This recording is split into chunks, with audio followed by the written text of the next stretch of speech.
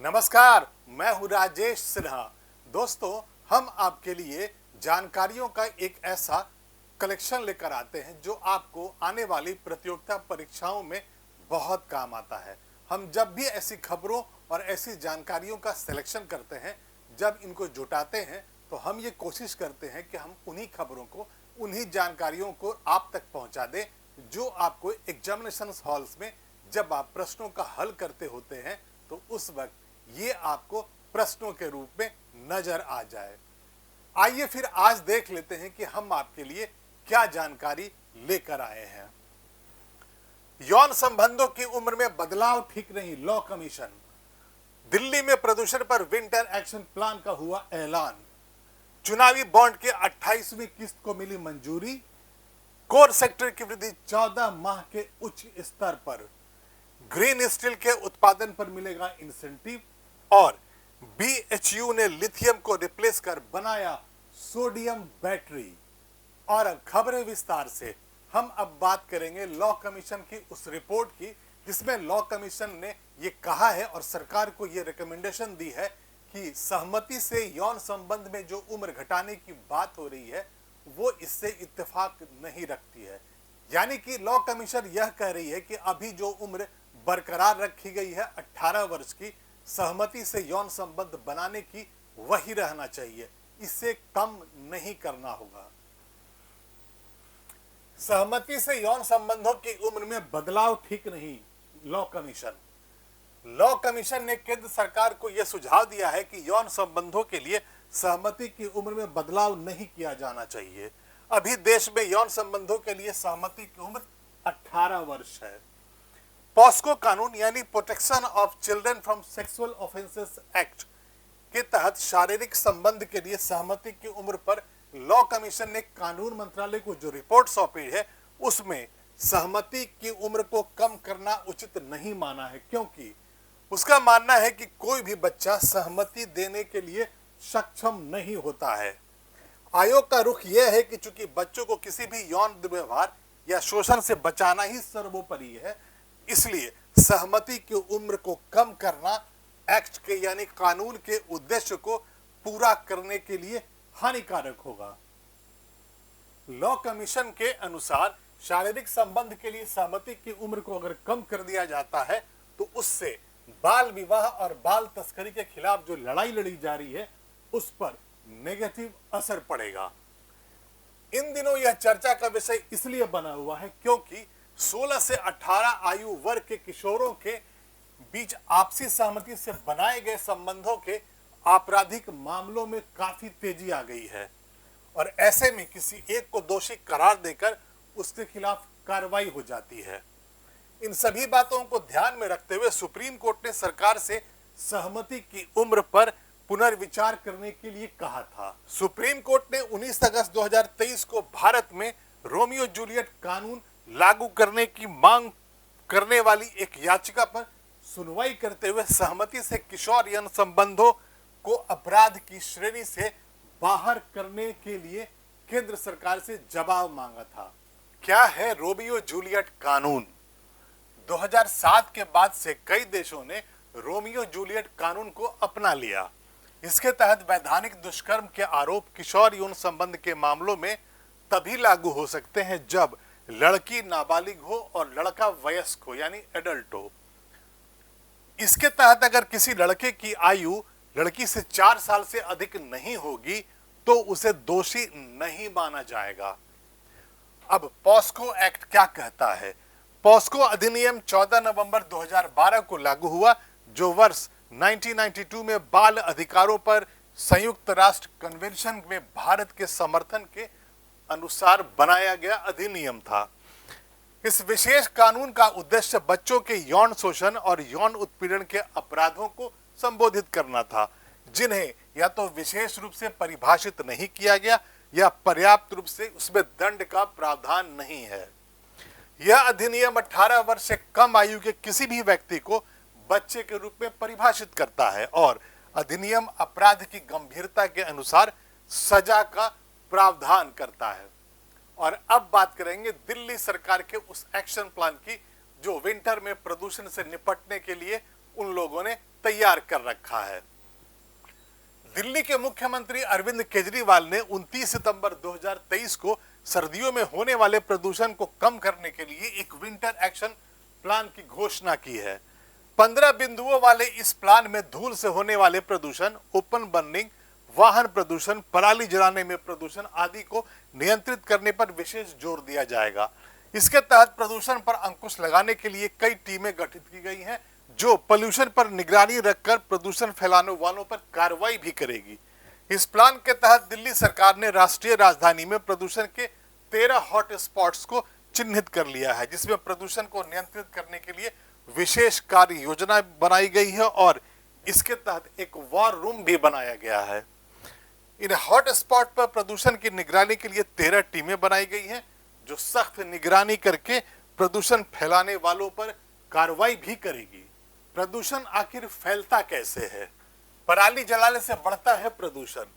दिल्ली में पराली जलाने के कारण काफी प्रदूषण होता है और दिल्ली सरकार ने दिल्ली में पराली जलाने से रोकने के लिए बायोडिकम्पोजर के छिड़काव की तैयारी कर ली है तथा पड़ोसी राज्यों से भी पराली ना जले ऐसा उपाय करने को कहा है। इसके बाद धूल और खुले में कूड़े रखने पर सख्ती बरती जाएगी।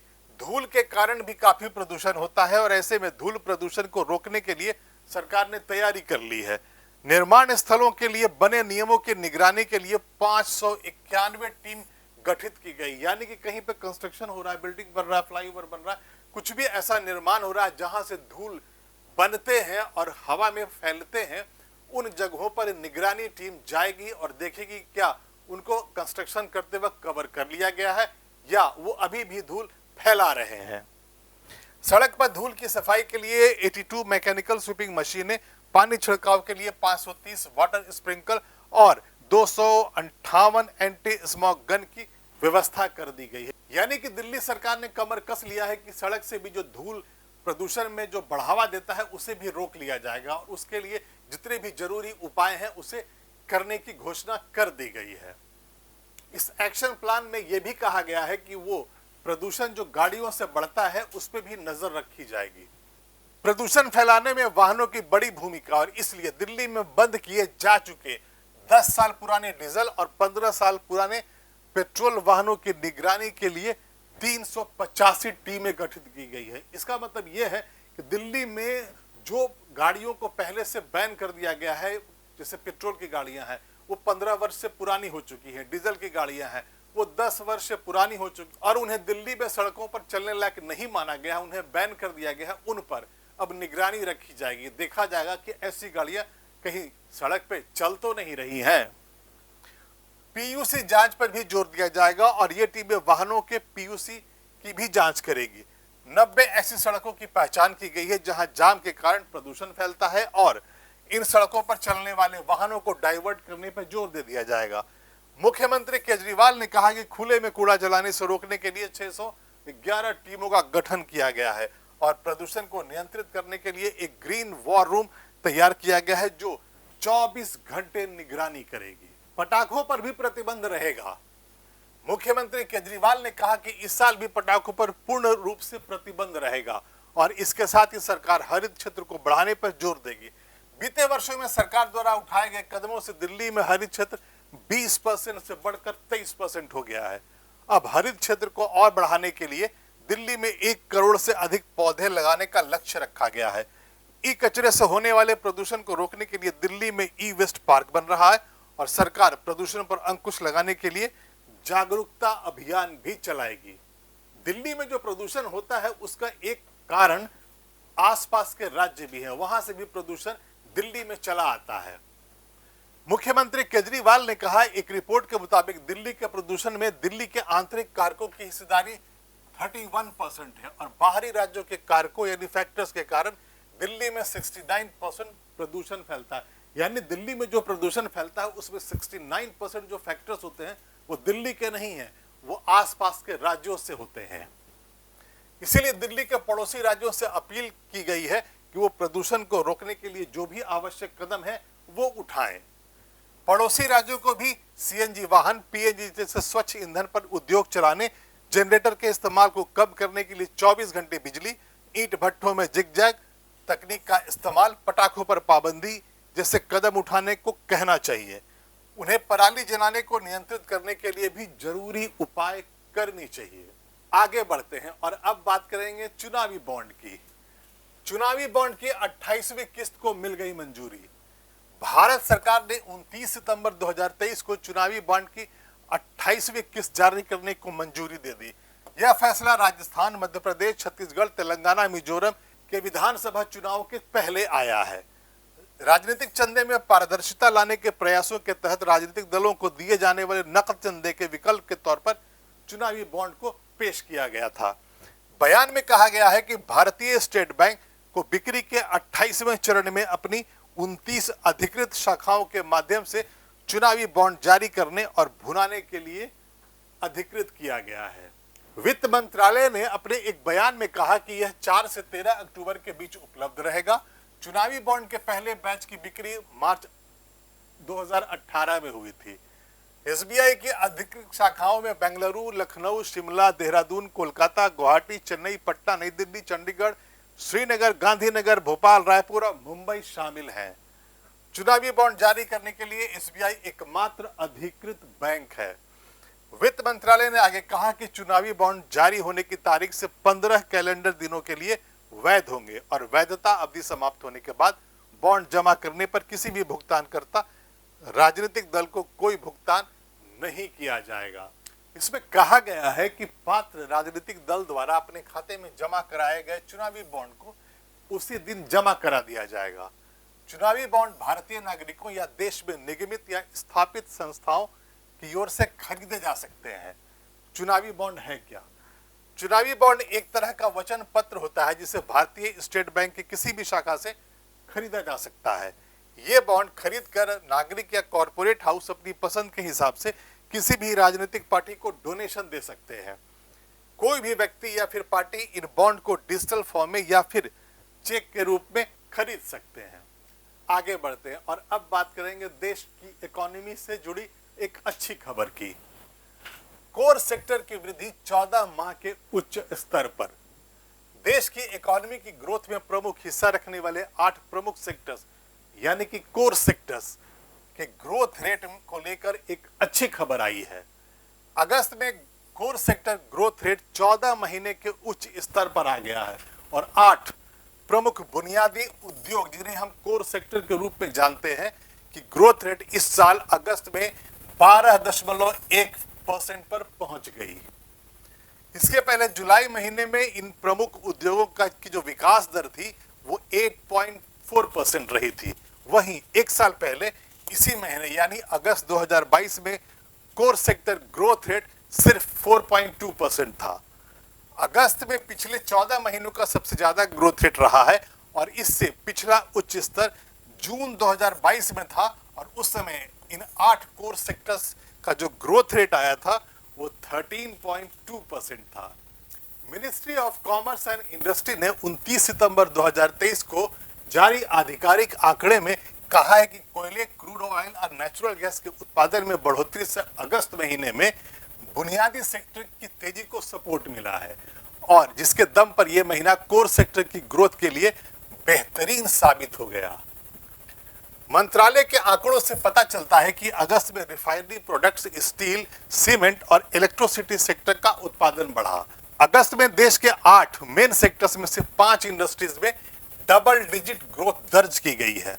सीमेंट सेक्टर में 18.9% की ग्रोथ रेट, कोयला सेक्टर में 17.9%, इलेक्ट्रिसिटी में 14.9%, स्टील सेक्टर में 10.9% और नेचुरल गैस सेक्टर में 10% की कोर सेक्टर की ग्रोथ रेट दर्ज की गई।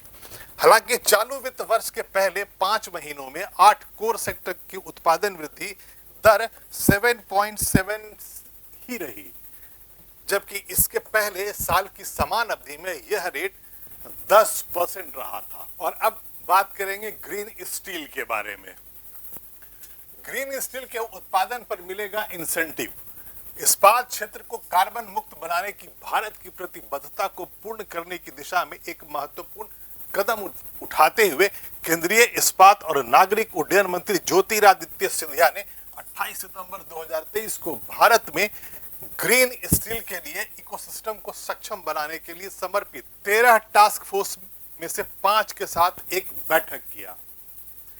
इस बैठक में इस क्षेत्र के हितधारकों, विशेषज्ञों और सरकारी अधिकारियों ने भागीदारी करते हुए इस्पात उत्पादन में स्थिरता और इसे कार्बन मुक्त बनाने के भारत के दृष्टिकोण के प्रति अपनी पूर्ण प्रतिबद्धता जताई। इस बैठक में मुख्य रूप से ग्रीन स्टील के उत्पादन के लिए वित्तीय प्रबंधन एवं इंसेंटिव को लेकर चर्चा की गई। ग्रीन स्टील की उत्पादन लागत वर्तमान लागत से अधिक होगी, क्योंकि अभी स्टील के उत्पादन में फॉसिल फ्यूल का इस्तेमाल होता है, जबकि ग्रीन स्टील के उत्पादन में ग्रीन एनर्जी का इस्तेमाल करना होगा। ग्रीन स्टील के उत्पादन के प्रोत्साहन के लिए सिंधिया के नेतृत्व में 13 टास्क फोर्स का गठन किया गया था और 29 सितंबर 2023 को इन 13 में से 5 टास्क फोर्स के साथ मंत्री ने बैठक की।